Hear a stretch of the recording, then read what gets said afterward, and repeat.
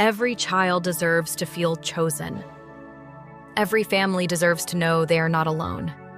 But for many, trauma, struggles, and broken systems have left deep wounds. This year, Courageous Hearts International Lighthouse is hosting Apple of His Eye Youth and Family Conference. This is more than a conference. It's trauma-informed training for parents and caregivers, a creative workshops that unlock resilience and identity in our youth. And it's only possible with your help. Every gift makes a difference. $100 sponsors meals for a family. $250 funds youth workshops. $500 supports caregiver training. And $1,000 helps us provide program materials and speakers.